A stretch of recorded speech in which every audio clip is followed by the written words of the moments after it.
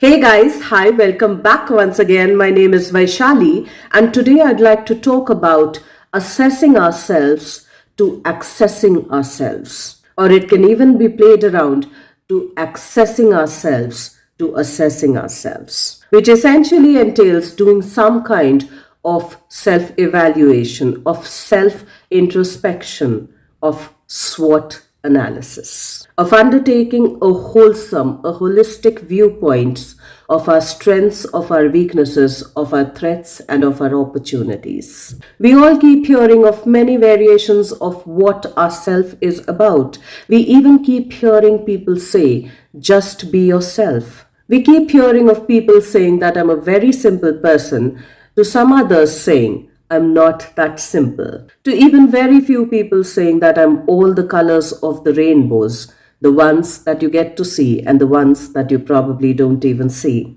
which kind of tells us that we all have our own narratives, and all of those narratives are pretty complex. So then, when people say, just be yourself, what does yourself or myself entail?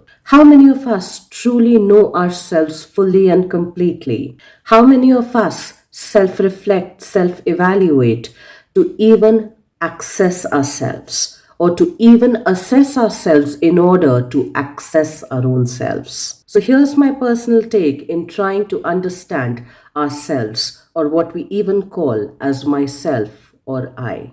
So, just a few days back, I was listening to many conversations by Walter Isaacson. These conversations between Walter Isaacson and other people were happening on many platforms, not just podcasts, but across many media platforms. And it's my assumption that some of us would be aware of Walter Isaacson and some others would not be aware of him. So, Walter Isaacson is a person who stayed with Elon Musk for close to 2 years to understand him, to be able to write about him, wherein he's captured great details about the man himself and has put that across in a book called as The Code Breaker. He's also someone who's written on Leonardo da Vinci, the innovators, on Steve Jobs, on Einstein, his life and universe, on Benjamin Franklin, An American Life, and Kissinger. And as I heard him talk about Elon Musk, it was not difficult to see, it was not difficult to understand that at times genius and madness exists together. It's also where he also says that it's Elon Musk's capacity to take extreme risks that makes him a great innovator, that probably even makes him an enterprising entrepreneur. It's his intensity, it's his risk taking abilities that probably also puts him in the category of adventurous sports junkies, wherein they thrive on getting that dopamine hit, wherein they thrive, they actually come alive when they are riding in extreme highs and on extreme lows, wherein a peaceful, harmonious life, wherein a peaceful, harmonious existence seems pretty dull and boring. It seems non exciting, which again tells us that these are the kind of people who thrive, who come alive on extreme ends of the drama. They like their experiences of life, of their existence, to be dramatic, to be in the extreme spectrums of dramatic, maybe even chaotic.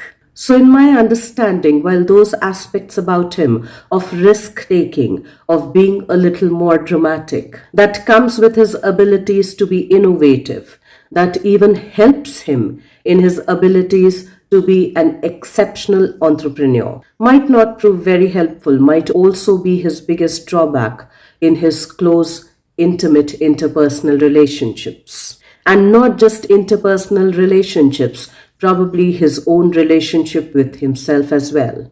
And at times, the same intensity, the same risk taking ability, the same addiction to drama and chaos might also prove threatening to few others. So, when we assess ourselves to access ourselves, or even the other way around, can we actually truly ever say that our strengths, our weaknesses, our opportunities, and our threats never intersect, never overlap? Can we ever say that they work on extremely different tangents altogether? Can we ever say that they are like the compartments of the train that never join, that never interconnect, that never interlink? That our assessments of our strengths, weaknesses, opportunities, and threats are in complete opposition to one another. And maybe if that's been our story and that's been our mindset, because we were taught and trained to think like that, to understand those things like that, to not see their interconnectivities and intersections and overlaps, maybe it's time to rethink on those narratives. So maybe it's time that we started to understand the concept of ourself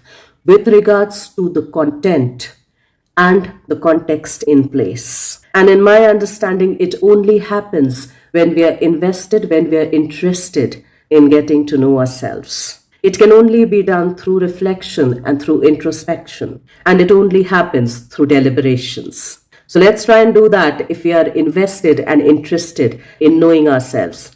Let's try and ponder upon that, and I will see you once again the next week. Till then, stay tuned in. And guys, if you do like the contextual content of these videos, please do like, share, and subscribe.